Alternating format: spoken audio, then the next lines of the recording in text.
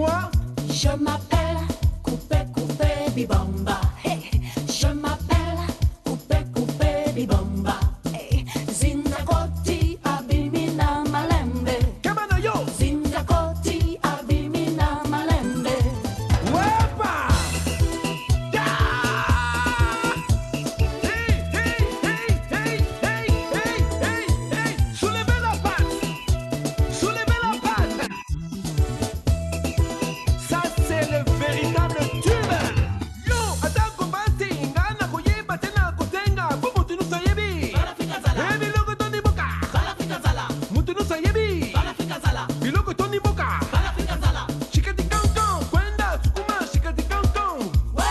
Shikati kankan, kwenda sukuma, shikati kankan. Ya, hey. Stop. Comment tu t'appelles? Qui, moi? Non, lui. Je m'appelle Coupé Coupé Bibamba. Non, l'autre. Préparez-vous, car les bonnes choses ne durent jamais. Attention, le top des tops revient en colère. Bobendelanga suke otile. Bobendelanga ala chipamba. Kutukutu kayana. Kutukutu mon bébé. Kutukutu ayana. Kutukutu mon bébé. Kutukutu kayana. Come on, come on. Oh yeah. Come on, come on. My baby. Chica. Oh. Oh yeah, Sabino. Arabamondo, Sabina. Oh yeah, Sabina, Jonito, yeah, yeah, yo. Arabamondo, Sabina. George Weah, Waka Waka, l'homme de tous les dossiers, plus fort. Maboko Gaga Boye, Maboko Gaga Boye, Isonyo so Gaga Boye, Maboko Gaga Boye. Comment tu t'appelles? Qui, moi? Je m'appelle. Comment tu t'appelles? Non, l'autre. Je m'appelle Coupé Coupé Bibamba. Ninyango, Je m'appelle Coupé Coupé Shikati Bibamba. Kankan, Brenda Sukuma. Wapa! Débonnaire Kenyé, Mobile Maman Chantal, à Yaoundé. Mutuku, au numéro 69, l'homme qui ne tombe pas, Henri Mamouza avec Mamarita de Stuttgart. Kiki Touré, Nelongo Ziki Amate, Togo Soga Wapi.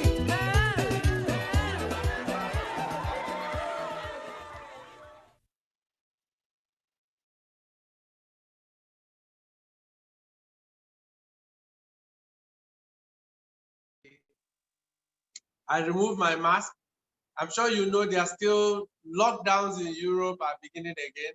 So we still have to be careful. We don't want the virus back in Africa. We have gotten over the most difficult part. We don't want another lockdown in Africa. We can lock out the Europeans for now, and let's keep Africa open. So please keep to the rules, social distancing, mask, sanitize, and keep all the protocols. Let's not pretend it's all over. Let's keep to the rules. So I welcome you to Wonders of Africa, 3rd edition of our Zoom conference. And today we'll be going around Africa and the diaspora. We are going to have our first diaspora guest today, all the way from California.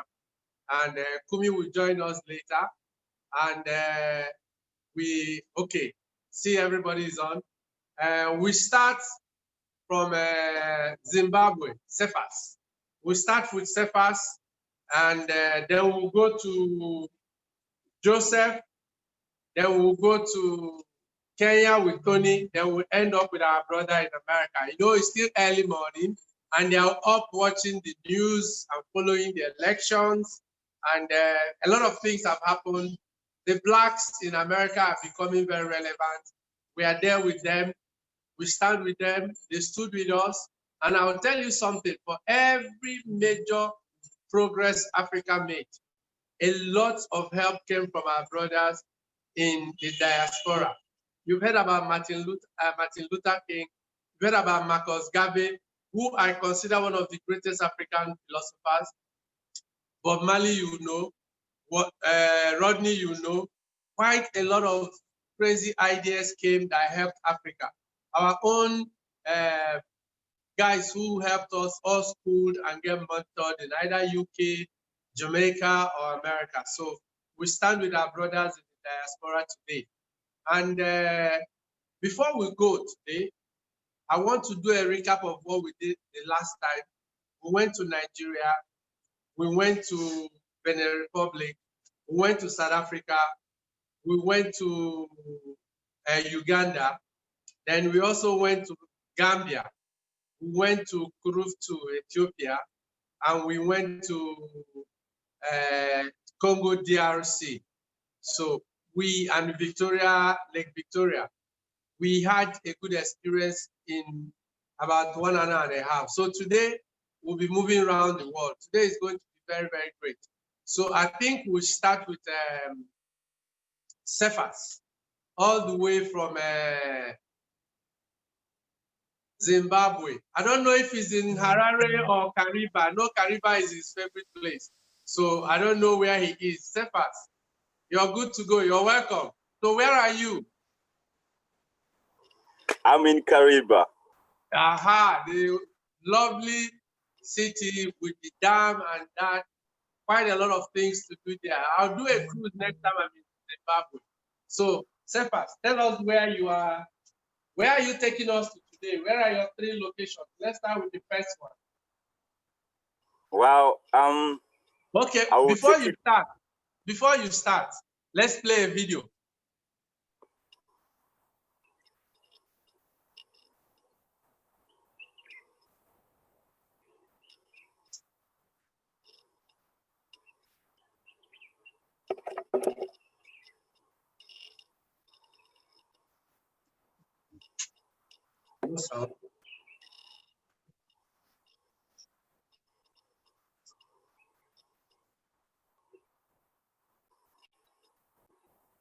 I can't hear the voice. I can't hear the music.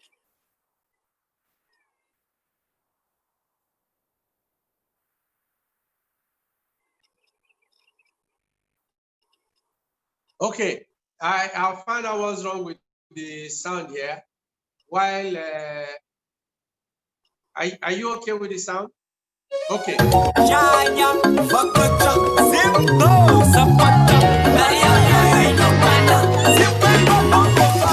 Zimbabwe mazingo, Victoria Falls Mutungu. Nyanga makomo, Zambezi tuli popo. Indonesia papa kuma como yo. Asante vakachani ya Zimbabwe asante. You can hike, you can drive anything that you like. Shanya warare. Naminya Kariba. Zimbo. Vakachashanya Travel is Zimyako, powered by Zimbabwe Tourism Authority, Zimbo. Okay, that was an introduction to Zimbabwe. And before I let you start, I'll share a little bit of what I've seen with Zimbabwe. We've heard Zimbabwe is under sanctions. Zimbabwe had this problem. Zimbabwe had that problem. But when you get to Zimbabwe, you find out that the quality of products Zimbabwe has is higher than the quality of products in most African countries. Which means if Zimbabwe was growing at the rate it was, probably one of the most sophisticated places in Africa. That was my personal opinion. But let's hear from somebody who is from Zim himself. Cephas, over to you. Thank you so much, Mr. Ikechi. A very good afternoon to you all, and it's also a good morning to some of our members, some of our friends. My name is Cephas Shonhiwa, and I'm from Zimbabwe. I run a destination management company called Malachite Travel and Tours. How are you, everyone? Um, Destination Zimbabwe basically is located in the southern part of Africa, and Zimbabwe is well known for its unique and beautiful people with exceptional hospitality, I would say. Allow me to present to you some of the major destinations found in Zimbabwe, and I will start by Kariba and Mana Pools, of course, because that's my destination. Kariba is quite a big region. It stretches from Chinoi Caves to Mana Pools and Kariba Dam itself. Chinoi Caves have got quite a big history from the liberation and the might surrounding the Chinoi Caves and its attraction. And Lake Kariba is the wildest man-made lake in terms of value, in terms of volume, and also has the world's largest crocodile farm, Padenga Holdings. And it's also surrounded by national parks. One of them is Murchison National Park and Mana Pools National Park, which is quite rich in everything that includes wildlife and trees. And Kariba provides what we call a floating hotel. A floating hotel is a houseboat with different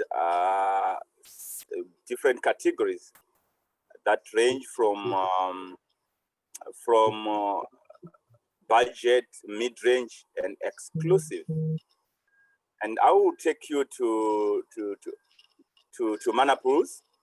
Mana Pools is the only park that allows self-drives and walks obviously with a professional guide and also with a gun. But it's quite a beautiful park. The name Mana Pools, Mana in our local language means four, meaning that there's something four in Mana Pools, and those are the pools. And what are the pools? Pools are, there are pools, four pools, which are located along the Zambezi Basin in Mana Pools, and these pools, they don't go dry. They are always blue with waters. It doesn't get dry, it doesn't get full up, it's almost on the same level. Mana Pools is quite rich in terms of game. I would say the rare spotted wild dogs are also found there. The porcupines, you know, those nocturnal animals are also found there. Yes, and most activities that are done in Mana Pools are game drives, game walks, canoeing, and of course stargazing, which is mostly done in the night. And I will take you again to Eastern Highlands. Eastern Highlands is quite a beautiful, very beautiful scenery with evergreen vegetation. There's also mountain hiking, and there are falls, Mutara's Falls and Nyangombe Falls. Very beautiful, very interesting. Other activities that are done in Eastern Highlands are the skywalk, and of course the skyline, and some they call it the zip lining, as you can see. Yes. There's also quite a range of mountains with magnificent, very good evergreen trees, and the history of Cecil John Rhodes also emanated there. He used to be there, and sometimes, especially during the winter season, he would be there resting there. There's also the tea and the coffee plantations. It's quite massive. There's quite a big production of coffee here. Then I will take you to my last but not least, of course, the Victoria Falls. Victoria Falls, I will not say much because I know you guys, you know the Victoria Falls. Victoria Falls is one of the 7 wonders in the world. Yes, it's in Zimbabwe and it's in Africa and in Zimbabwe in particular. I would say the best view of Victoria, of the falls, are seen from the Zimbabwean side. I would not talk of other countries, but I will talk of my country, Zimbabwe. I would say if you come to Zimbabwe, if you want to see Vic Falls at its fullest, as you can see, it's from the Zimbabwean side. And there are quite a range of activities. And apart from the usual activities done in a park, which are game drives and walks, there are the falls, the tour of the famous falls, and there's water rafting, which is also done. There's also barge jumping, the helicopter ride, and the bomber dinner is quite interesting here. You have an opportunity to taste the Zimbabwean food, and also other activities are ziplining, the lunch, Malachite and sunset cruises, the tour of the village, and houseboat riding. There's also the elephant riding. There's also the gorge swing, the canoeing. There's also canoeing in Victoria Falls. So in a nutshell, we have quite a number of destinations in Zimbabwe. But my host, I was not given the time, the minimum time to talk. So yeah, this is what I am giving to the world as destination in Zimbabwe. Okay, we are still playing the Victoria Falls video because it's one of my favorite places in the world. I've done Victoria Falls maybe 3 or I can't remember how many times. I did the helicopter, I did the bungee, no, I didn't do the bungee, I did the zip line across from Zambia, across, and this is the wonderful sight to behold. And your external destination outside Zimbabwe, what is the definition, the place outside Zimbabwe that you want us to go to?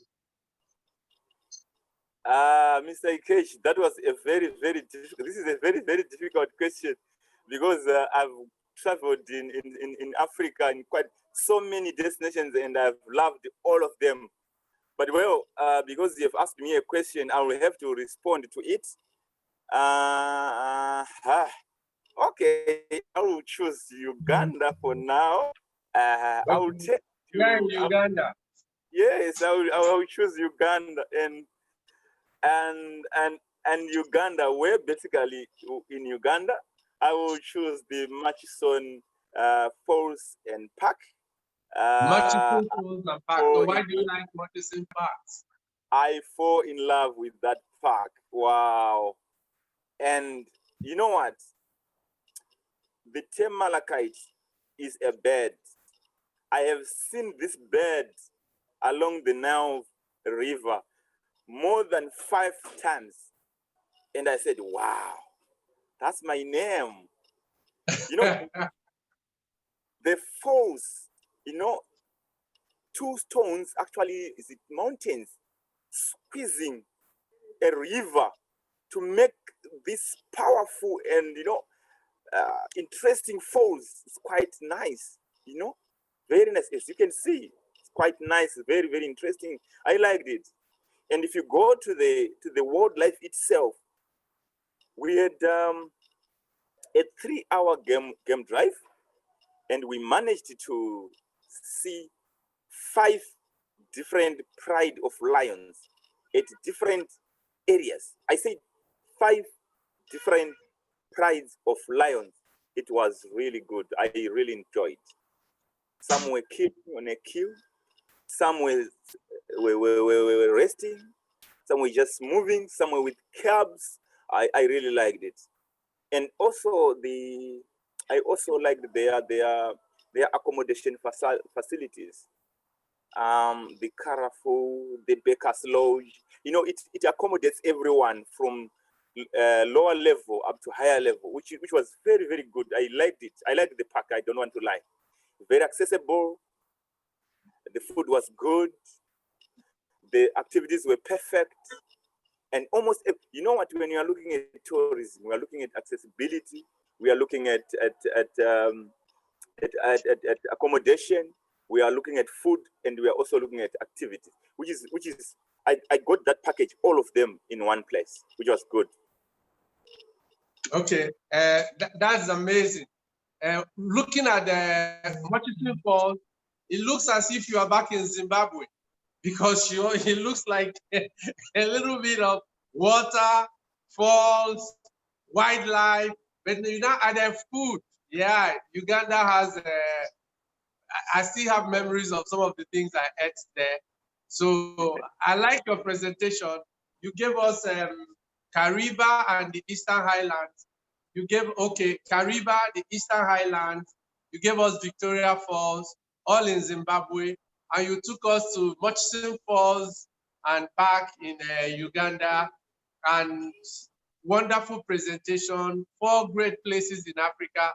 Africa is wonderful. Africa is the most beautiful place in the world. And you have just given us 4 very good locations. If you're an African and you have not been to Victoria Falls, okay, let me check my register if you're an African. Let me ask the African angels. If you're an African, You yeah, forget. so that's great. Other thing that that you find interesting in Zimbabwe is the culture of the people. They are so loving, you know. So the hospitality is just good. Always Okay. smiling, just like what I I'm don't doing. want to confess because what happens in Zimbabwe stays in Zimbabwe. So don't push me now before I start confessing. But I agree with you. Wonderful people, lovely people, and they are the most educated Africans, I'm told. So Yes, great. the number one in education. You're right. Yeah, yeah, I think visa is online. Some countries are visa on arrival. Some other countries you have to do the e-visa. But I've sent some people to Zimbabwe and Cephas was able to fix their visa for them. So if you have visa issues, contact Cephas, share your details as a text, as a message so they can get it. Those that are from West Africa, I think Ghanaians don't need visa, but Nigerians will need visa, and you can fix that. I know you fix for some Nigerians. So thank you, Cephas. If there are other questions, we'll bring it to you. Okay. Thank so you. much. Let it go. Go ahead. You are listening. Okay. Thank you so much.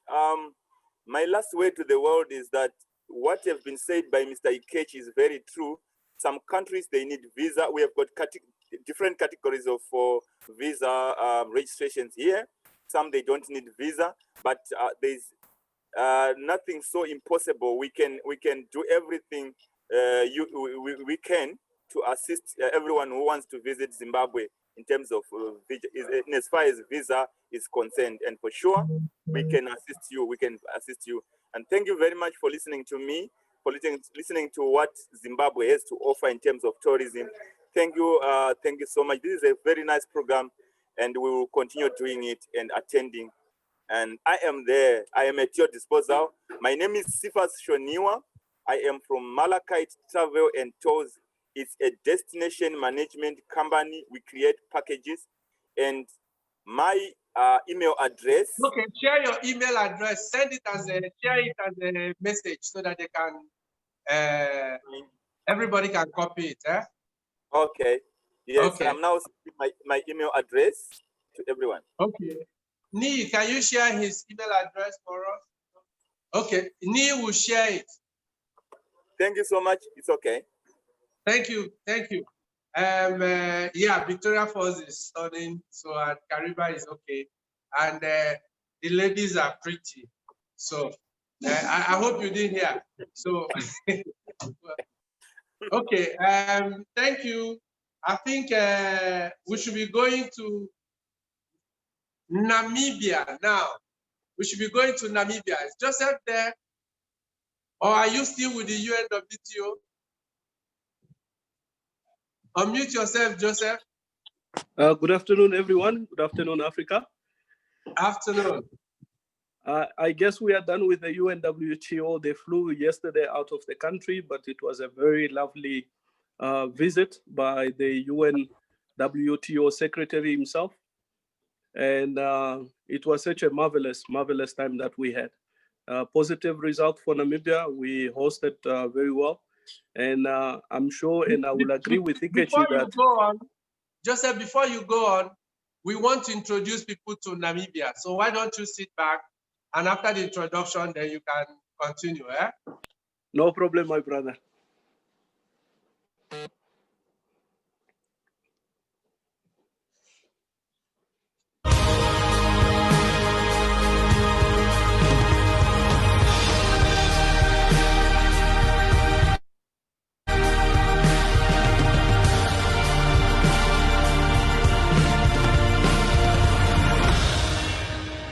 A haven built on sunshine, vast expanses under crystal clear skies,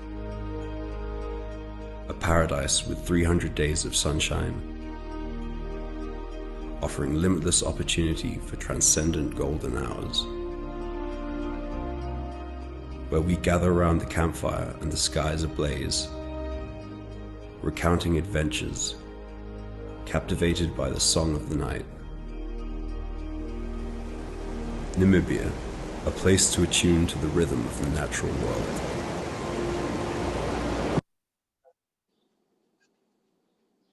Okay.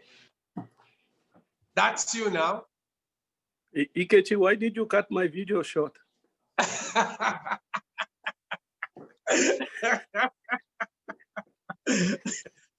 We didn't want you to exceed 20 minutes because I know you have quite a lot to share with us today.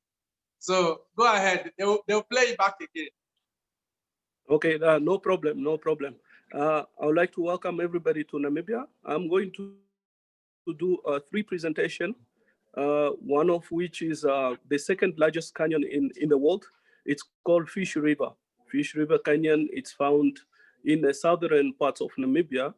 From Windhoek, you have about 500, there we go. A beautiful accommodation establishment over there. So Fish River, like I said, it's the second largest canyon, of which about 70% of the canyon is owned by the government, which is a national park, and the rest of the 90, it's a private owned entity. But once you're at Fish River, we have different accommodation establishment which you can be able to be made available for you. One is the Fish River Canyon Lodge itself. It's on the edge of the canyon. So from your own back room, you can be able to explore and view the canyon. From the dining room, you can be able to see the canyon. From your own bathroom, you can be able to see the canyon. So we called it live on the eternal edge of the canyon. And being the second largest canyon after the Colorado, majority of the people come to Namibia just to explore this area or this diversity which we have in Namibia. So we do sunsets drive, we do down the rivers walk, and we provide so many activities when you are in the Fish River. And driving from Windhoek to Fish River, it's quite an easy road, easy access that anybody from Windhoek, you just drive to Keetmanshoop, and then you can visit the Quiver Tree. And then from the Quiver Tree, you get to Fish River. You can see from the images that we have provided, it's a geological experience. So when you are in Fish River, you will be amazed by what you see and what you can be able to explore. So from Fish River, I'm gonna move to the Namib. The Namib, of which it's one of the longest coastal line between South Africa, Namibia, and Angola. I do have my sister here, Angela, represented last time. She talked about the Namib. The Namib in Angola is part and parcel of the Namib, which extend in Namibia for about 1,743 kilometers length. But the Namib is divided into 3. We have the southern parts, which you find mostly the dunes, like you can see on the pictures or the image right now. This is one of the oldest deserts, which is about 80 to 85 million years back. But it's composed mostly of sand dunes, and which is formed or have formed part and parcel of the UNESCO heritage. So in 2016, this sand sea was included into the UNESCO parts. One of the most visited parts in the Namib, it's what we call the Sources Flay, which we are going currently now. And from Sources Flay, we move to where the oceans and the sea meet, which is a current picture at the moment, which we call the place Sandwich Harbor. Sandwich Harbor, it's only 42 kilometers south of Walvis Bay, sorry, which is the second port of entry in Namibia. And we do have a small airport there. We can also access Sandwich Harbor by via 4x4. This is the only place, the place of myth, the place of historical value, the place of something amazing that once you come to Namibia, you can be able to explore. And you can drive there. It's about 1 hour drive. And then you can be able to fly. If you want to fly from Swakopmund, you can fly over the Skeleton Coast. The picture currently, that is Sources Flay. Sources Flay is one of the place where you find dry oldest tree in Namibia, which is about 800 to 900 years old. So these are all amazing, amazing places in Namibia that you can be able to visit in the Namib. The Namib, as I said, it's stretched from the south to the north. You can be able to do ballooning, you can be able to do fly-in, you can be able to do boat cruise, you can be able to do so many activities in the coastal town of Namibia, of which all these activities can be either inclusive or they can be able to be taken away from by the different tour operators or local operators that are operating in Walvis Bay. So it's a one place that everybody should come and see. It's both the Fish River and the Namib, and the diversity that you can be able to find when visiting either the Fish River Canyon or visiting the Namib, either in the south or either in the central parts. It's something that it's amazing. And then going to the north, you have the Skeleton Coast, one of the oldest places that you find so many shipwrecks that have been stranded for years. And you find seals, you find shipwrecks, you find wildlife. We do have desert-adapted elephants living in the area that we call the Damaraland. Damaraland, it's actually on the north of Swakopmund and Walvis Bay. And when you get to Damaraland, you should prepare yourself to see just the beauty that lies within the geological formation that Africa we are so blessed with. And in Damaraland, you can explore from mountains, from dunes, from wildlife, from vegetations. We have about 2 or 3 forms of biomes, different type of vegetations that you can be able to find. And when it rains, it's amazing. The sunset in Damaraland can be something that everybody or will leave your mouth watering and asking for more. We do have different and also wildlife that can live in the desert adapted elephant. You find this springboks, you find the oryx, you find the zebras, you find birds life, everything you can be able to find in those areas. And in that, when exploring the Damaraland, we mostly accommodate most of our clients at Grootberg Lodge. Grootberg is one of just an amazing place. You have all this in front of you from just get out of your door. So it's something that we will encourage everybody to come and visit the Namib Fish River Canyon, or you can be able to visit the Damaraland. Etosha National Park is in a wild place, but everybody do have it. But amazing sunset when you are in the Damaraland. You can be able to have a sparkling wine. You can be able to have a dry meat, which we call, here in Namibia, we call them biltong, that you can just finish a day off with something special. So I invite everybody from the rest of Africa, come explore Namibia, come and let us treat you differently and show you our country and how amazing this country can be. Ikechi can be able to add, because he has visited this country and he can tell you he wants to come back even right now. Sitting on that chair is bothering him Oh instead of yes, being in I'm Namibia. coming back. I'm coming back, and I'll tell you something. You know, if you had watched all those National Geographic, you've listened to all those American movies, and you've seen the Badland topography of the Grand Canyon and Yellowstone National Park, of Sierra Nevadas and everything. You see all of this in one country. Namibia has the most. I'm like, we're driving 6 hours and you're seeing landforms that are, maybe I was in Mars or something. Amazing. And Skeleton Beach, you see the ocean meeting together with the desert. Amazing place you have in Namibia. But I had a joke about it, and my joke was that Namibia is like a wilderness. It's your real wilderness experience. You wake up and the heavens is upon you. And yeah, go Ikechi, ahead. you have to understand that we sell Namibia based on uniqueness, because we are the only country that you find everything in one set.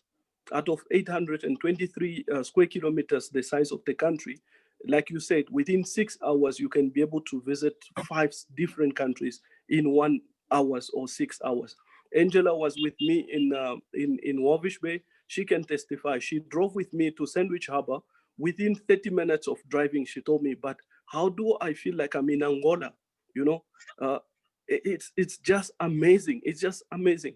And if you go up north, you have the Kunene River, which is from the second largest waterfall in Africa, just about 64 meters deep, but it's amazing. It's where the video just ended. So it's something that it will provide everyone with an opportunity to either relax or either to enjoy what Namibia can be able to offer as a destination. Okay, I remember I ate Smiley, right? That's what it's called. Yes, oh yeah. Yeah, that is some of the local cuisine. Our food is something that also out of extraordinary, but something that you didn't explore, it's what we call kapana. Kapana is like a braai meat where we braai on a street or in a local market, where you just come, sit, relax, and eat it on the fire as it's burning. It's one of, and enjoy a tafel lager or a windhoek lager. You know, Namibians, we don't drink water. We drink instead beer to conserve water because we are a desert country. So those are some of the things that charmed Namibia for that matter. But if you have ate the smiley, it's a head goat or a sheep goat. We call it a smiley because it's always having a smiley face. So when it has that smiley face, it's why we call it a smiley, but it's a sheep or a head goat. That's That's the head of the sheep, right? It's the head of the sheep. Yeah, it's our Sunday food, it's our Monday food, it's our Tuesday food. It's every day we can eat a smiley. And I, for one, I have smiley almost every week, every day of a week. I do go somewhere where I get them, bring them home, and then I just prepare them myself. So it's amazing. It's just something that out of an ordinary. Okay, where is your destination outside Namibia? Which is your destination you're choosing for us outside Namibia? This was a tough call. Believe me, I wanted to go to Mr. Banda country, but then I realized we just across my neighbor in Botswana, we do have one of an amazing area that on earth that everybody wants to go and explore. That is in Botswana. We have the Okavango Delta. The river started in Angola, flowing, passing to Namibia, and then into Botswana. When it gets to Botswana, because of the tectonical plate, it's formed like a boundary where water just stay afloat, and then it creates paradise for wildlife, paradise for explorers, paradise for almost anything. Botswana can offer you something that it's out of this world and out of this context. And when you are in Okavango Delta, the only way to explore these beautiful landscapes, you can explore it either with a mokoro or makoro. Makoro are traditional dark out canoe, which you sit there, relax, and the guys just drive you and make you feel comfortable and make you feel at home. there's kind of activities, different varieties of activities that you can be able to explore when you're in Okavango Delta. Horse riding is one of them. Safari is one of them. It's rich. The Okavango Delta is rich of faunas and floras. So when you are there, be wise and open your eyes, because a lot of guides are well experienced and can be able to share with you so much about the love of nature which the Okavango Delta provide. And for me to be one of the explorer as well, I always love that place because it took away everything, every stress that you have in your bone. It can be taken out of this Okavango Delta. For that matter, there's no network, you have no connections, so you can't speak to anybody, but you can speak to nature. You wake up to the birds' noise. The birds are calling. The animals are whispering to you that come and explore this country. Come and explore the Okavango Delta. That's my feeling when I'm in Okavango Delta. Cephas, I'm really sorry. I love Victoria Falls, but this time around, I'll have to go with Okavango Delta.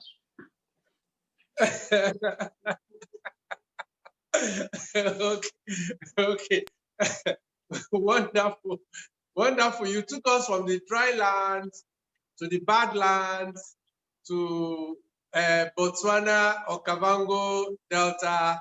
Wonderful water experience. Before you go, Swakopmund Strand Hotels, one of the places I stayed in, and a beautiful place by the waterfront. Ikechi, do you have to comment about Strand Hotel? You are making my eyes flow with water because this is out of nature, you know. When you are in Strand Hotel, just the breeze, when you sit at that ocean cellar or the farmhouse hotel, or just the decoration itself, it's something that it's out of this world. You'll be amazed by what you can be able to get on a small space within 30 kilometers, the differences of accommodation establishment that you can be able to get. But Strand Hotel outbeats almost everybody. For me, that is my preferable places. Even when I'm in, I live in the coast myself, but when I'm in there,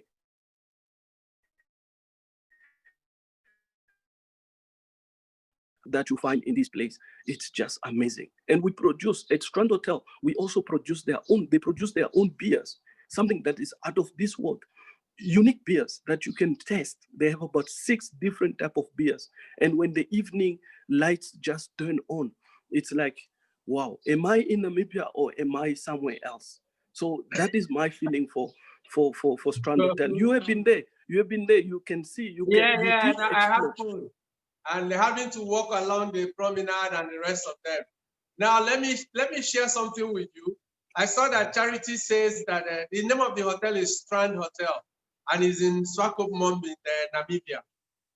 Charity says they eat smiley in East Africa too. In Nigeria, we eat the goat head. It's called Isiewu goat head, and I eat it like every week, like you. When I was eating meat a lot, now I'm down on meat a little. But and I even explained the dress I'm wearing today. This is an Igbo dress. This is called Isiago. Is the head of a lion, right? So when you see anybody wearing this type of dress, very likely from Nigeria. So we like head things. Smiley, that's why I ate smiley there. Isiewu, yeah. And this dress I'm wearing is called Isiago. So maybe when you come to Nigeria, we'll get you one. And so thank you. You took us to Namib Desert, you took us to Damaraland, you took us to Okavango Delta in Botswana, and the Fish River Canyon. So second largest canyon in the world. And that was very, very good experience, taking us around Namibia and every other place in South Africa. Thank you. There will be questions for you. I'll read them out. And we'll go next to Kenya. We go from South Africa, now we go to East Africa. So we go to Tonny. Is Tonny there? My guy, TMM. Holiday links. Okay, raise your hand so they can see you, Tony.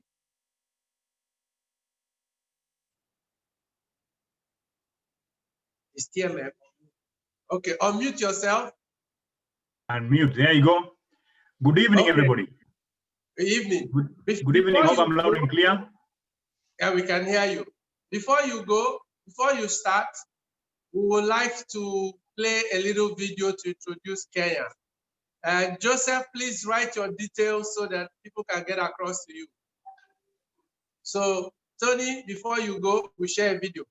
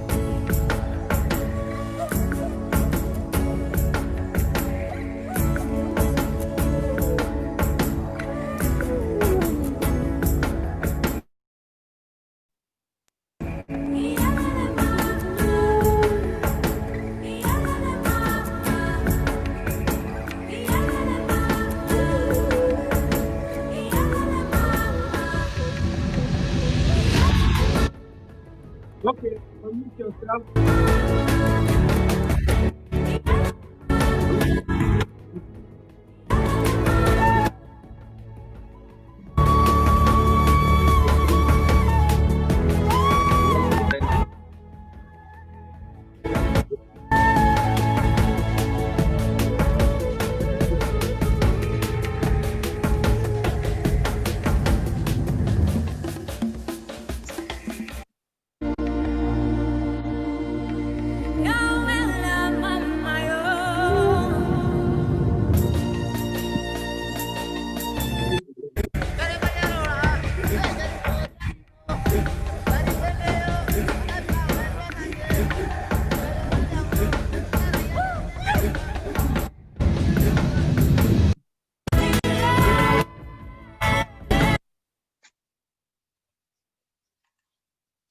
Okay.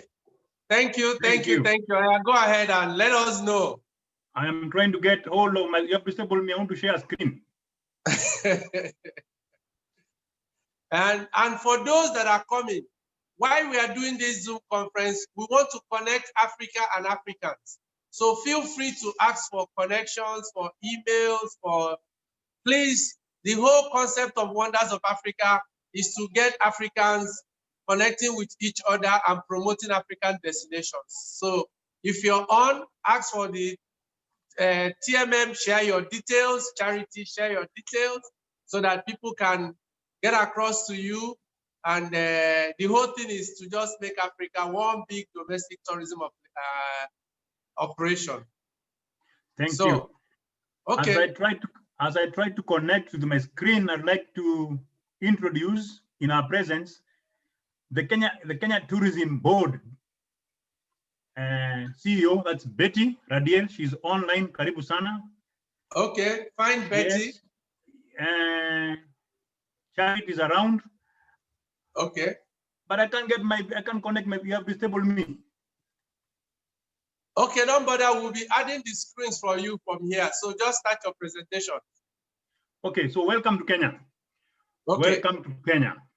The challenge here is, how do you present 3 locations in Kenya when you have 120 plus locations? That's the biggest challenge.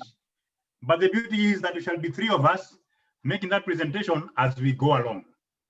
So, my first unit, if you can bring it on, but Yeah, they'll bring it on for you. Hold on. First unit is, let's go all the way to, we're going on straight to, next slide, down. My first 3 presentations are about Kenya, what to offer. Kenya and the few of us that has got. Kenya and what it can offer. We have a northern Kenya, slide number 4.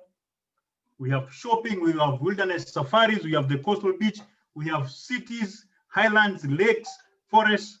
Ikechi, where do you start from? So I thought, let me start off with my personal top 3. One is the Maasai Mara, and there's a video to go with it.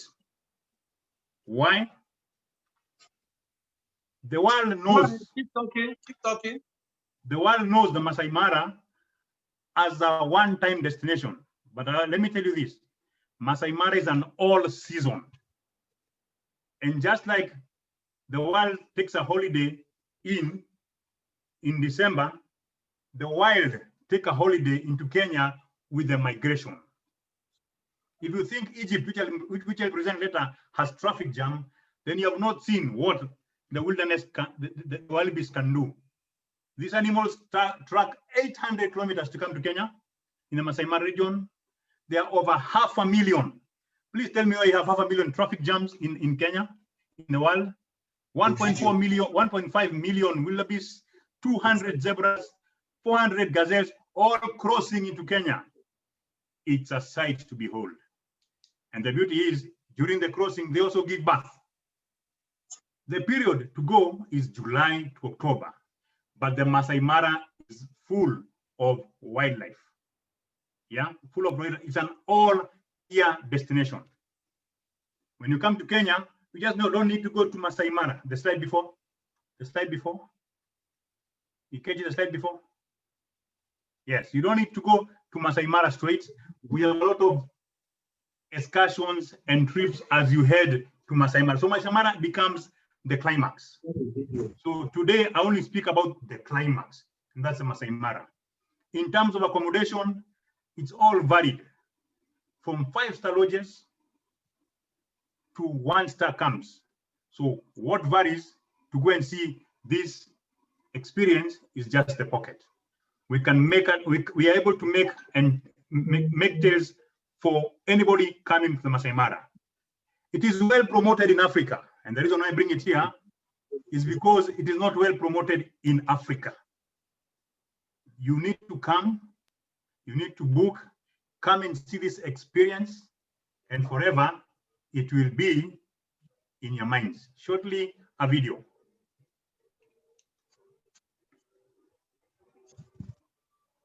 Yeah, keep talking while we are seeing the video. Tell us, that's one. Yes.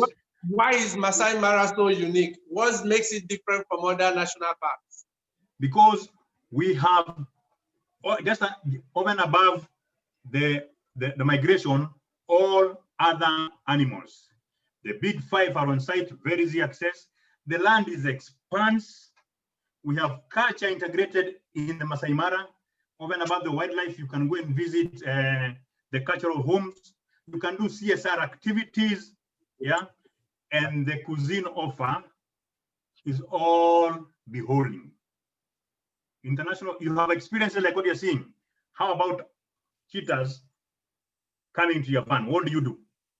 If you're able to experience that, where else do you want to go? How about you look for a black rhino? Like I always say, I have been there over 10 times. And the one reason I always go back is to see if I can find a black rhino making love. Lions you have seen, the rest you have seen, but a black rhino, never.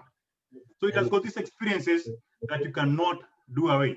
We have rhinos are in there, plenty of zebras, wildebeests. Yeah, it's a wildebeest destination, and more and much more in terms of accommodation from, like I mentioned, 5-star international products are there to local 4-stars, and they offer you a great cuisine.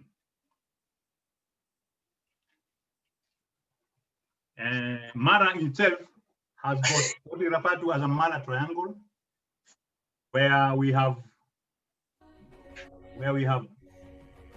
various hills and observation points that you can see. Still in the Mara, you can see wildlife from the air. We have balloon safaris in the place, and access to Mara is very, very simple. We have 3 alternatives. One is a flight package that takes you to Masai Mara. Takes you less than 45 minutes from Nairobi to the Masai Mara, and before you get to your lodge, you're already on a game drive. Yeah, you can as well take a road safari. A road safari can take you through the Rift Valley into the Mara, very easy access. By lunchtime, you'll be assured of having a lunch in the Masai Mara, and thereafter immediately take off for your game drives. So this is a destination that you need to push for Africans to come and visit. This is one of my favorite locations, and indeed, I would like us to push that as a destination. My second destination is the Kenyan coast. The Kenyan coast has got 3 elements: the northern side and the southern side. The southern side for me stands out.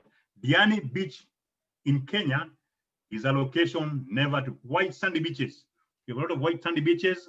We have extravagant accommodation, and I call it extravagant because along the beach, you find locations, you find lodges, and you find resorts, you find hotels. Along the same beach, you have a lot of things to do. You have golf for those who love golf. Along the same beach, you have access to Charlie Island, for example. You have over 200 meters of white sand beaches on low tide. So if you do the Mara and you want a place to relax, you have that to see. We have excursions. You can hold weddings, like the video, like the clip showed. You can do whale shark adventures, water skies, dolphin safaris, deep sea fishing. Yeah, and it's all easily accessed from the comfort of your location. While at the hotel or the resort, you can do snorkeling. You can learn snorkeling. Yeah, you can do air safaris to the Mara, to Amboseli. Yeah, if you are a good investor, there is real estate available in Diani, so you can as well go there. You can take car hires and drive as far as the north. You can go to the famous Fort Jesus. You can go on a city tour in Mombasa Island. There is plenty, and 90% of the lodges have a beachfront. So you can walk from one beach to the other. Diani, white sandy beaches, is another heavenly piece by Kenya. Now, thirdly, you must land in Nairobi. You must land in Nairobi.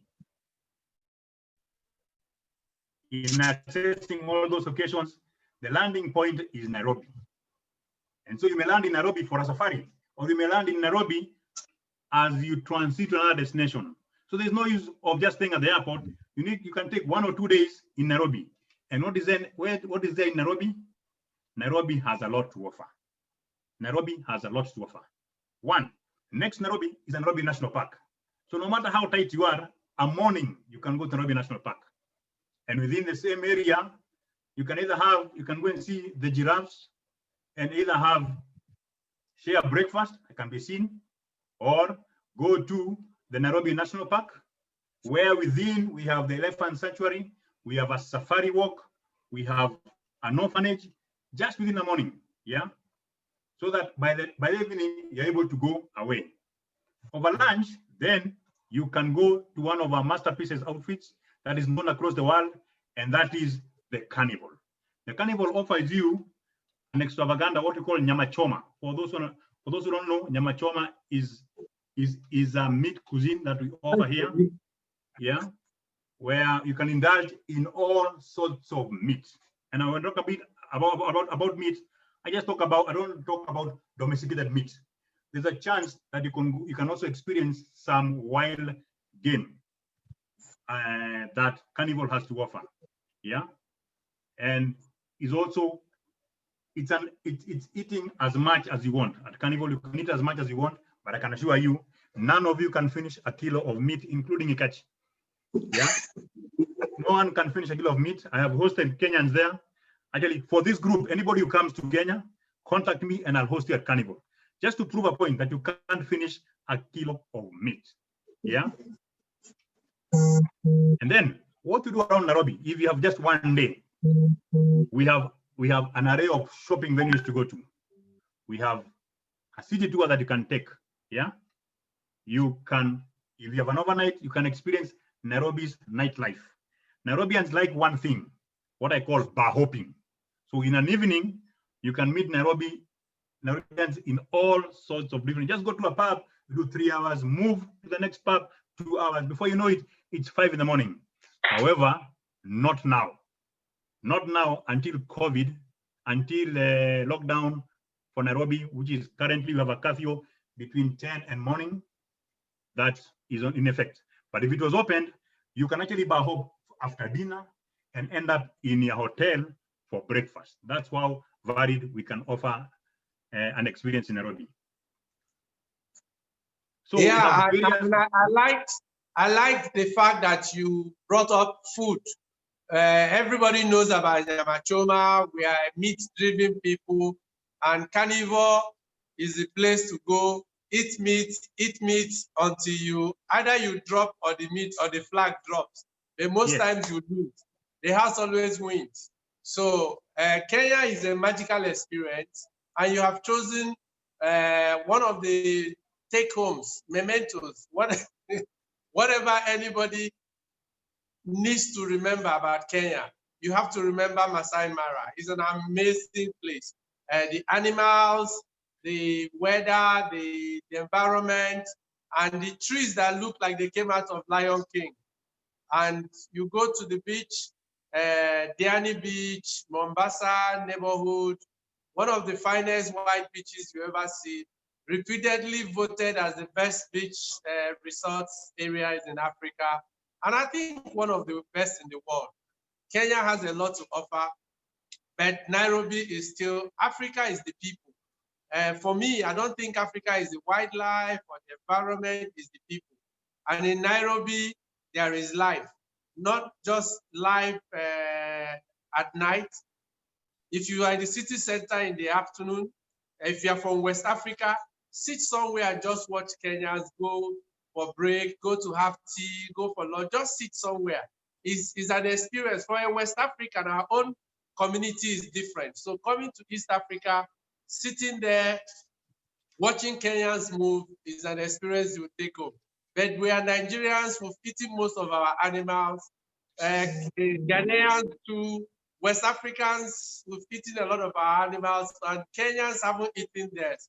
So if you need to see large numbers of any animal, I think you should head to Maasai Mara, July to October, don't miss it. And Kenya is still magical. I love Kenya, I love the people, and Kenyans know that. So I want you to give us your destination outside Kenya. The one destination that you like outside Kenya. I know it's usually a difficult decision for most people in Africa. But we insisted you must give us one. Okay, thank you. That's a very big challenge. How I reason about my best destination is how many times I get to go there. Daddy has taken me to South Africa. I love Sun International, but however, I'm a person of culture. I'm a person of history. So my best destination so far is Egypt. When you look back into history, the pharaohs and the leaders of the olden times really thought about a future about on their country. And so you go to Egypt, you actually interact with the history of not only Egypt, but Africa in a whole. Egypt has a lot to offer, yeah? We have historical sites like the temples, the pyramids. You walk into one of those and you see, really, this is history. This is history being played out today and earning value for the Egyptians. Yeah, I've been to Kanarak temples. I've been to the mortuary temple. I've been to the Giza necropolis. Yeah, I've been to the caves within Egypt. I have interacted. Yeah, I've been to for me, the Egyptian museum. The Egyptian museum stands out completely. They have over 120,000 ancient Egyptian artifacts preserved from those days to these days, to current. And the beauty about it is that they're slowly creating another museum that will host double that. If that is not history, then I have no idea what it is. So Egypt stands out for me. Yeah, I have done there three trips, and I hope to do another one. We have cities of the dead. In Africa, we have cemeteries. You go to Egypt, you find a city of the dead, really cleaned up, standing out. Yeah, and it earns them revenue. Yeah, we have church caves that I went to at Zabalin. Oh, just history coming to play. Yeah, I have gone to Marsa Nazak. This is a water pool created by a metaphor that hit the earth. I don't believe it's true, but it is. There is a sunken city that exists. I just got afraid of going underwater. But when somebody went and brought me the pictures, I said, wow. So Egypt has a lot. Away from that, we have, I look at Egypt and I say, this is the world's biggest hooting nation. Everybody driving hoots, whether for anything or not anything. The traffic jam is a mess, but it moves. Even at rush hour, you still get around, yeah, because of the hooting. The shopping is amazing. From the high end to downtown, the low end, the value of cotton is great. Yeah. So Egypt for me stands out very well, and I hope my next visit will be to go and see the new museum that's coming up. Yeah. So that's my site. From there, I shall look for a place in West Africa. yeah. No bother. Next time you come to Lagos, we'll take you to somewhere. There is a burial ground somewhere where 16 kings were buried from the 15th century in somewhere in Delta State near Warri. So when I went there, I thought I was in the Valley of Kings, but they use trees, not all those corridors of Ramses, which is one of my favorite pictures out of Egypt, with the Book of the Dead inscribed on the walls. Those wow. Egypt is the repository of all African wisdom. I actually think that the people who built Egypt of the old were the smartest people the world have ever seen. And human intelligence started going down until now, when it started coming up again. Some of the things you talked about Egypt are amazing. And to think these were done by Africans, and they were able to put water in places, and we still struggle to get water in Africa today. Something went wrong with us. And I like the fact that every African has to visit those pyramids. In choosing the 25 wonders of Africa, we chose the pyramids already. Nobody's ever going to vote for it. It's been there for more than 4,000 years. It's the greatest thing the world have ever seen. So thank you, Tony. You took us around Kenya and you took us to Egypt. And so we had wildlife. we had the beach, we had city life, nightlife. You didn't tell us about the women anyway, but that's charity is on, so I don't want to say anything. so I know that almost everybody on should visit Kenya once in a lifetime.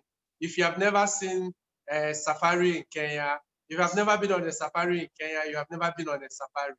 It's the most famous, it's a collector's item. And my first visit to Kenya in 1998, I did Maasai Mara, and I did Diani Beach. In one of the hotels, I was the first Nigerian to turn up in that place. So thank you, Tony, for a wonderful presentation. There'll be questions for you. Please share your details.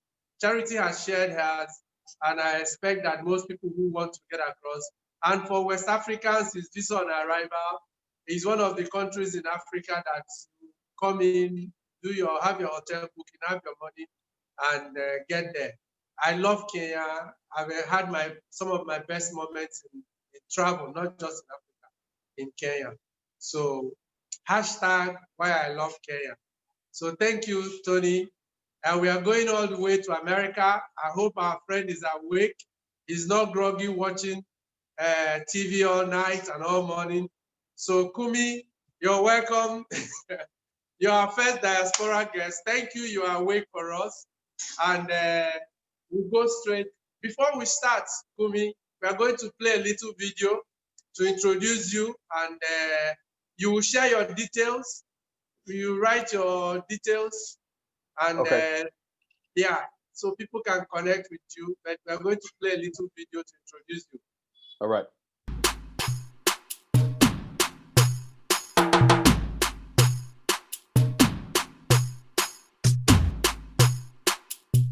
Aris then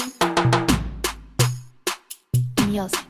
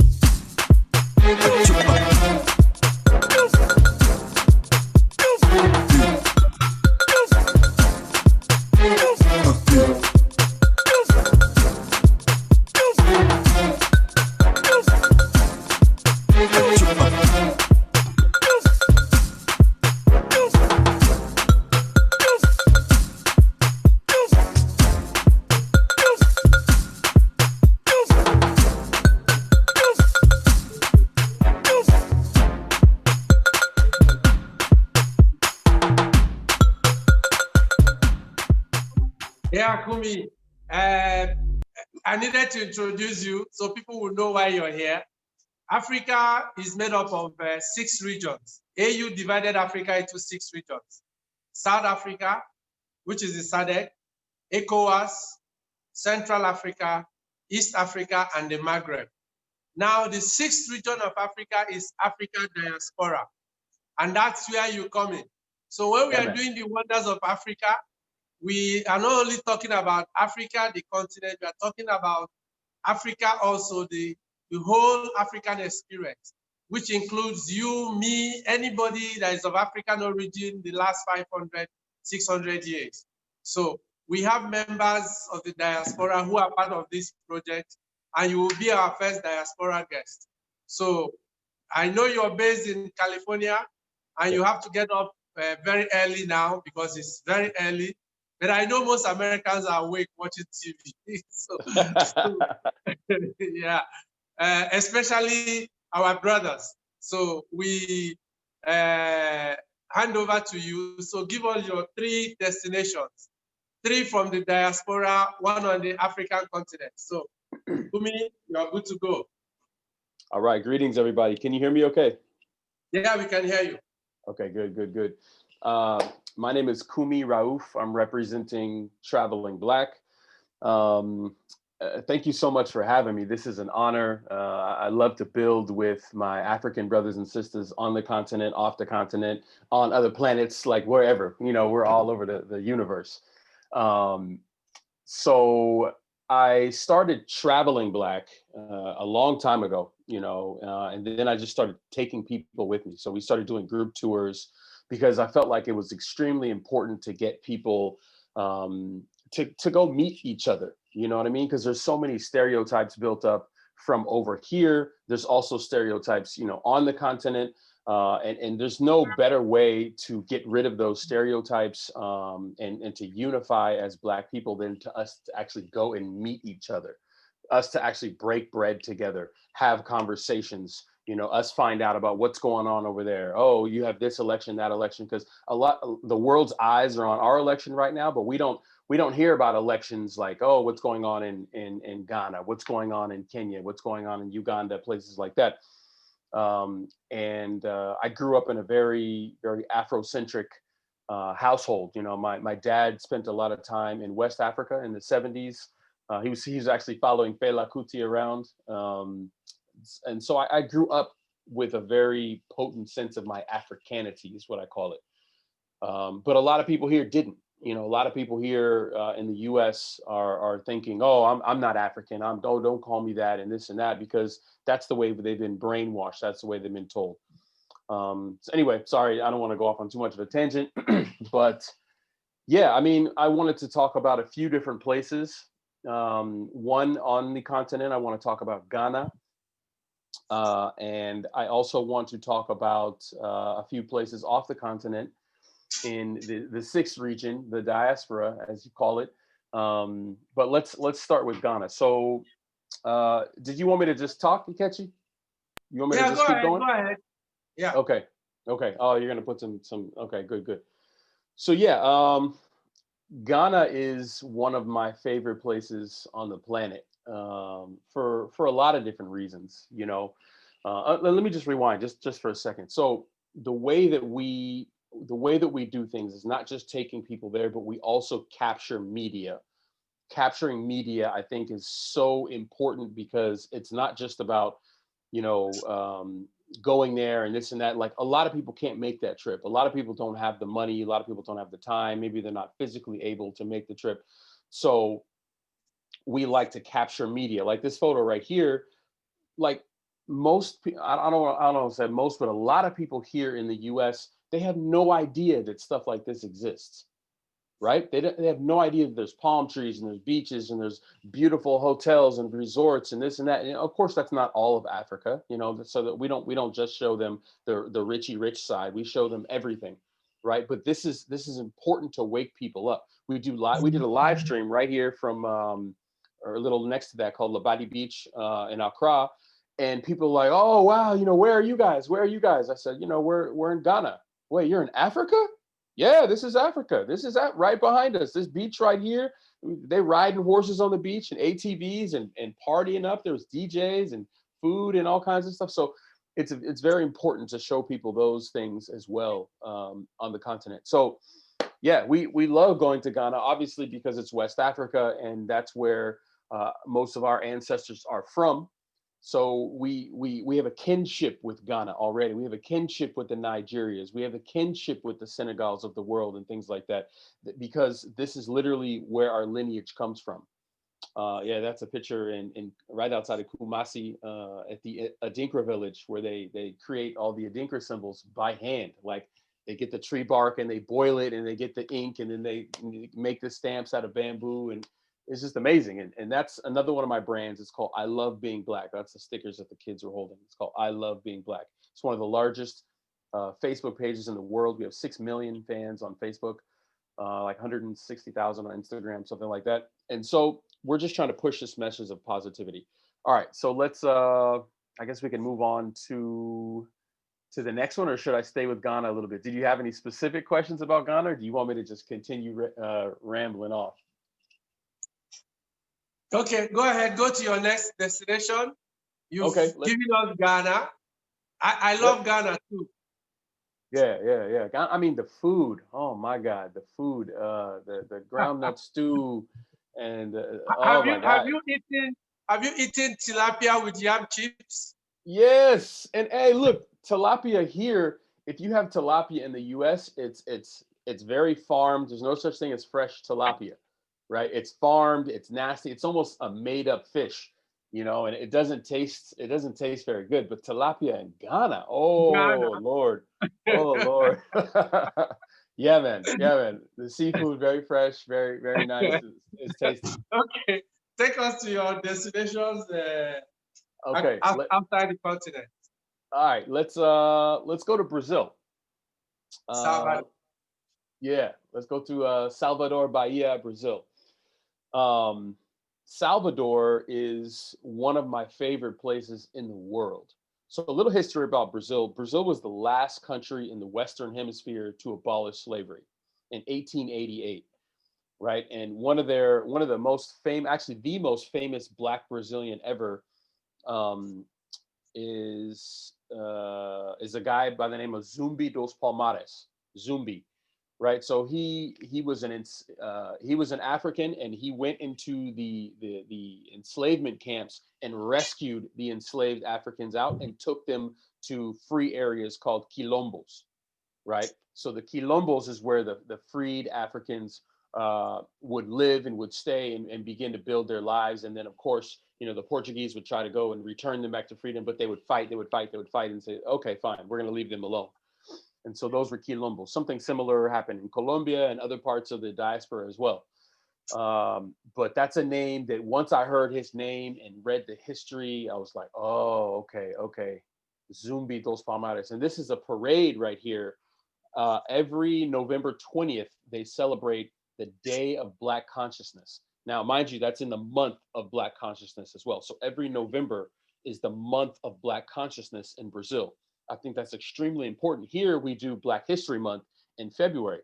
While I love Black history, it's not as encompassing as it should be, right? Because we're always talking about the past, which is great. We need to talk about the past. We need to learn about the past. We need to honor our ancestors, of course, but we also need to talk about what's going on right now. We need to talk about what's going on in the future and what we're trying to build as a people, right? So we don't always need to just talk about the past, right? Because it gets old, right? You're talking about the same people, this and that, every year, this and that. So I like what Brazil does with talking about the future and the present and everything that's going on right now with Black Consciousness Month. And they celebrate Zumbi dos Palmares in that big parade. There's like 100,000 people in this huge parade. The drummers are just killing it. That's Zumbi right there. Someone graffitied him on the wall. Yeah, and that's one of the reasons I love Brazil. Again, the food, the culture, the music. They have some of the most amazing music in Brazil. Beaches, obviously. That's me on top of one of the floats for the parade. And we always make it a point to go speak to the youth. every time we go somewhere, we go and we speak to the youth, because I think that's extremely important. And I wish I would have had people, you know, in my youth, more people coming to me and speaking to me about their travels, speaking to me about their experiences, speaking to me about the importance of being a globally minded African. So yeah, that's Brazil. I don't want to go on too long, but that's Brazil, one of my favorite countries in the world. Which other ones did I have, Kechi? I had a lot of things. Belize, Hopkins in Belize. Let's go to Belize, please. Let's go to Belize. Belize is another one of my favorite places in the world. The Garifuna culture in Belize is so rich. A lot of times when people visit Belize, so Belize is in Central America. So it's, you know, obviously in between North and South America. It's just in the central, those few countries that exist there, right next to like Mexico and things like that. Belize, the Garifuna culture is so rich, and it's very rich in southern Belize, right? So, but most people just go to northern Belize. They go to Belize, they go to a couple islands, you know, they hang out with the Belizeans, the non-Black Belizeans, and you know, whatever culture that they can soak up there, which is fun and it's good, and they'll have a good time and they'll go home. They'll have no idea what they missed. You go to southern Belize, one of my favorite cities is called Hopkins Village. You got that, yeah. And it looks like a mini Accra or something, a very small Accra. There's like 3,000 people that live there, but it's a very small, like a village, and it's nothing but Black people. It's amazing, and the food is ridiculously amazing. They got this dish called hudud that I love. It's a stewed fish. They also, you know, you'll see a lot of similarities with the food with there's me eating some food with the Garifuna culture food and like West African food as well. You see a lot of different similarities in that Garifuna culture. And they like to kick it. They like to get down, and you know, every Easter weekend they hang out like that. So we haven't brought any tours there yet, but we're about to. We're about to do a tour to Belize. Another one of my most favorite places in the world. I mean, literally, I could fly to Belize just for the food and come home. As you can tell, I'm a foodie. That's literally the only reason I work out, is to continue eating recklessly. Yeah, man. What's up next? I think I have one more, right? Yeah, you have Oakland. Right, Oakland, California. So Oakland is where I reside. I'm here now in Oakland, California. Oakland, a lot of people don't know, Oakland is the home of the Black Panthers, right? So right here, that's Oakland, California in the 60s. And even on today, the Panthers still live on. A lot of their legacy is still here. A lot of the spirit of the Black Panthers, oh, that's me and my nephew, is still here. And it lives on today. And I think that's extremely important, because that spirit of freedom, that spirit of dignity for our people, that spirit of demanding better. We're not asking for it, we're demanding better. It still lives on today. And I think it's extremely important, that culture and that history, because I see little parts of that. I see little elements of the Panthers, elements of Oakland in a lot of different places that I travel. You know, I was in Kenya, and I saw elements of Oakland. I was in, you know, Belize and Brazil, elements of Oakland, Senegal, elements of Oakland. And even during the revolution in Egypt, that same year, I think it was 2011, I traveled to Egypt for the first time, to Kemet for the first time. And I met people there, and they were like, "Oh, you're from Oakland." And they were like, "Oh, we see you, Oakland." And it was like, we already had a kinship built up. And I was like, wow, this small city, there's only like 400,000 or 500,000 people here. They already see Oakland. A lot of good things go on in Oakland, and, you know, events and festivals, and really just people speaking up about injustice, I think is a very common thread that you're going to find here in Oakland, California. But yeah, I don't want to take up too much time. I know there's probably maybe another presenter after me, but yeah, I have a question for you. I love Malcolm X. I've been watching even in the last 1 week, I've done his biography. Yeah. I comparing him with MLF, Martin Luther King, Yep. Louis Sullivan, Bukati, Frederick Doug, quite a lot of them, but I like him. He was different. And was he from Oakland? No. He hailed from Chicago, I believe. He was not from Oakland. Yeah, Chicago, But like, Nation of Islam. yeah, but Malcolm X is one of my favorite people throughout history of anywhere, of any culture. You know what I mean? Like I can quote Malcolm X backwards and forwards. I lived my life by a few of his quotes, especially this right here, media. One of my favorite Malcolm X quotes, he said, the media is the most powerful entity on earth. They have the power to make the innocent look guilty and the guilty look innocent. And that's too much power because they control the minds of the masses. That's so important for us today as global Africans to understand the power of media, right? I believe that if Malcolm X were alive today, he'd be doing this. He'd be doing Zoom calls. He'd be on Facebook. He'd be on Instagram. He'd be doing all that because he realizes we now have the power to harness at least a bit of the control with media. Obviously, we don't own Facebook. We don't own Instagram and Zoom and all this other stuff, but we don't have to wait for a news station to pick up one of our stories and probably tell it wrong. We don't have to wait for a radio station. We don't have to wait for a newspaper to run our stories and tell it wrong, right? We can tell our own stories now. We can get our voices out there to millions of people instantly, just like this. So I think it's extremely important for us to harness the power of media. And I commend you, Brother Ikechi, and everyone else here that's on this Zoom call and just really being a part of this movement. This is extremely important, and I think that people like Malcolm, and Martin Luther King also embraced media as well. So I think that people like Martin, Malcolm, Huey P, like these people are Fela Kuti, these people are looking down on us right now and saying, you guys are on the right path, just keep going. Yeah, thank you. And that's we are not doing the political part of it. We are using tourism and travel as a key to get the same message across. Right. Uplift ourselves from poverty, create connections, create trade routes, create power, educate ourselves about ourselves, and get to know the African diaspora, and get the African diaspora to get to know us without having to pass through any filter. I don't need another person. So travel is the key. Was well utilized by the Romans. You create the trade. They conquer you, they create a trade routes, they create opportunities for their people to try and master your culture. Thank you, Kumi. And you are our first diaspora guest. The next week on the 20th, we are having another group of people. The diaspora guests will be coming from Belize, Madam Sharon. She's busy now with the elections in Belize. And she will be our guest on the 20th, and we'll get a lot more of the Garifuna, and all the other cultures of Belize.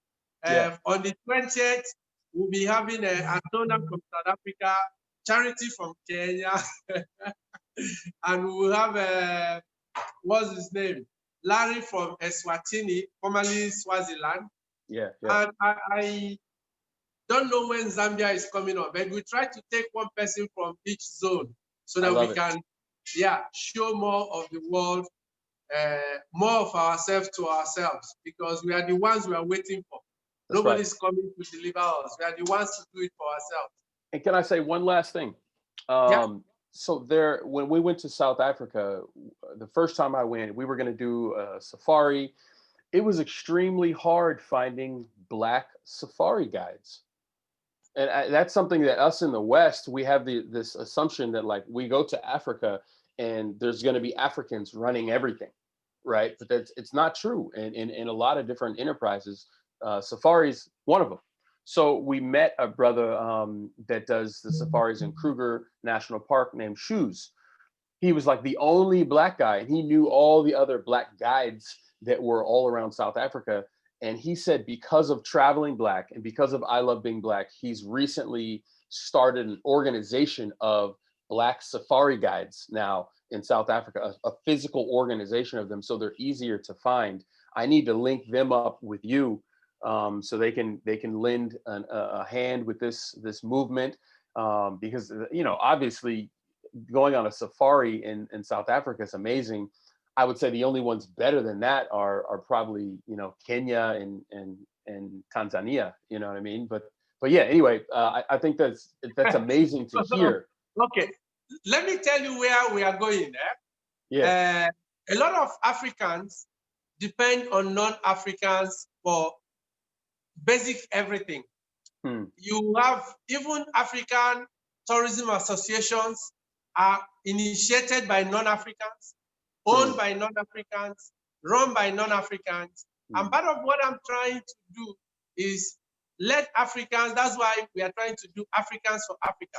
We are trying to get Africans to connect themselves, to do the business themselves.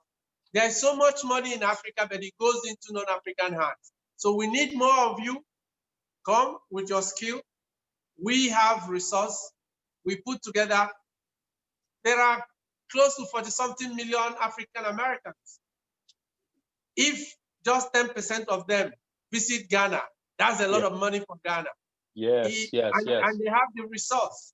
So what we are trying to do in the next 2 years, before we end the project, we have gotten there. I know how it runs, and I am willing to go the whole hog.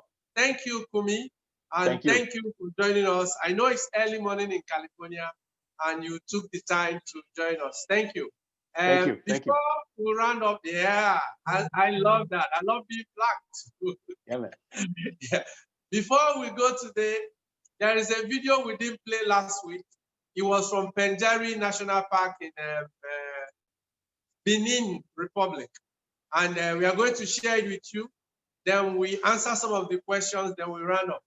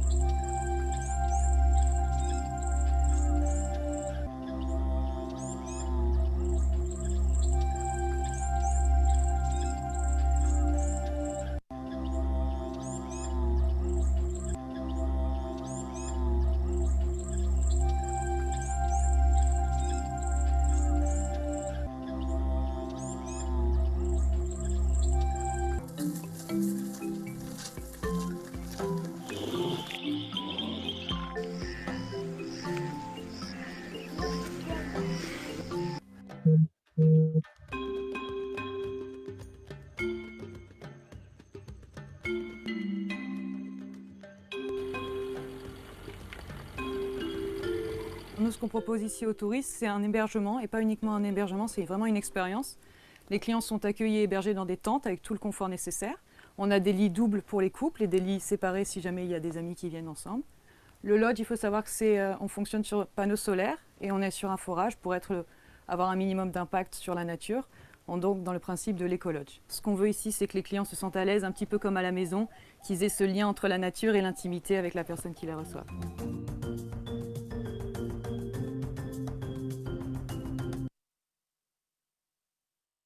Okay, that was Penjari National Park in Benin Republic. They claim to be the biggest of everything, and we didn't play that. We decided to share it. So today we are at the end of it. But before we go, every Friday by 3 p.m. we are on. Next week we are doing the Wonders of Nigeria. Then on the 20th we have the next edition of Wonders of Africa.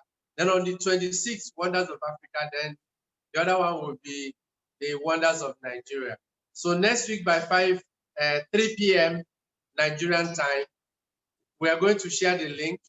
We have veterans about the best travel people in Nigeria come on, and they are going to share their experience by 3 p.m. So we'll share that link. And the one for the week after, 20th, on the 3rd, you're back on with us. On the 20th of November, we have Sharon, we have South Africa, we have Kenya, we have where else? Eswatini, that's what Swaziland. So I need to thank you for joining us today, and looking forward to seeing you. I need to round off Namib Desert, Damaraland, Okavango, Creek, Fish Creek, Canyon. Then we have Maasai Mara, Diani Beach, Nairobi National Park, Cairo. We have Ghana, Salvador in Brazil. We have Belize, and we have Oakland. Those are the places we travel to today, and quite a lot of travel. And I need to go get a little bit of a drink for myself. So I'll leave you with one of my favorite songs from Ghana. It's by Joey B and Sakodia. So, and if you don't have a Ghanaian friend, I can't explain to you what it's saying. It's a little mischievous, but sit back and listen to it. And ask your friend from Ghana to tell you the meaning of the song. I'm not Ghanaian, so I have nothing to say. Thank you, and see you next week. And enjoy the song.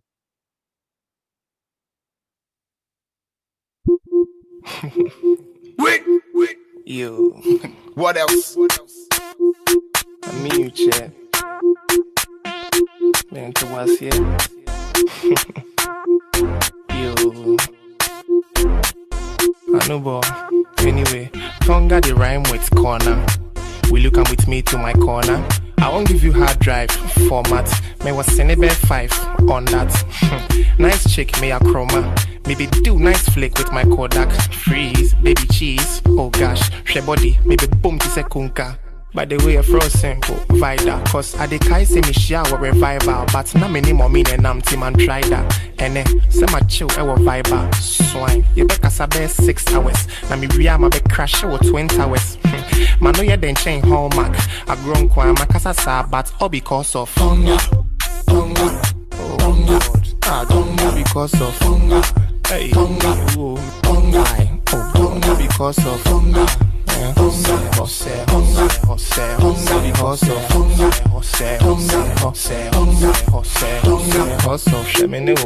Nice couple. We see cancel hen into the tri-castle. What? Who a boy until we can't cuddle? Chese Oshe Calvin Klein, Mission Whitechapel. Sa, Mate. Mean to me, but Emeshe, we didn't quite send me back. It was it, Libeti, Wappy. Yes, say a fact on the track, me is slow or you fast under 1 minute, pa, wappy. Anybody say bull fruit, it be boom after all. YOLO, oh my god, sack. Look at her, but busy. Tonga, oh Lord, Tonga because of Tonga. Hey, Tonga, oh Tonga because of Tonga. Tonga because of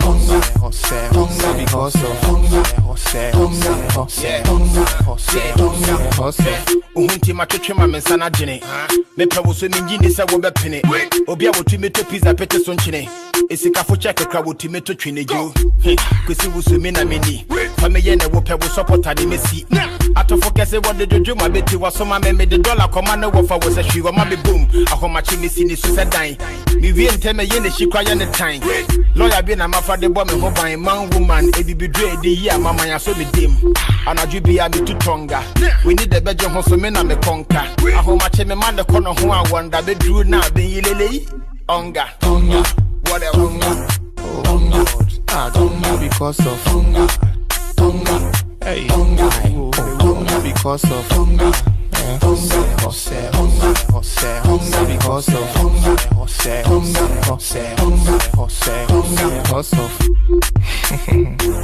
because of you at the drugstore because of I follow back to DMU all because of DJ Breezy, a fool for this beat. Charlie Sack, what else? Mogo, all because of Tonga.